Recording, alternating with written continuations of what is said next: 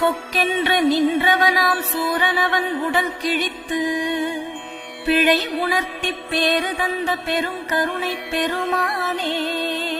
கொக்கரக் கோவென்று சேவல் கூவி சிலிர்க்கிறது தோரணமலையானே திருப்பள்ளி எழுந்தருள்வாய். சித்தர்களாம் அகத்தியரும் தேரையரும் வழிபட்டு சித்தத்தை வளர்த்தபடி சீரோடு வாழ்ந்திருந்தார்.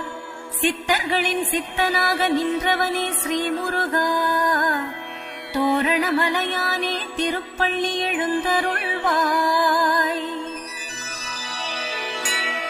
தாமரை மலர் மீது சுடர் நெருப்பாய் பிறந்தவனே, சரவணப் பொய்கையிலே ஷண்முகனாய் வளர்ந்தவனே, திருச்சடங்கு செய்வதற்கு திருவுள்ளம் அருள் செய்வாய்.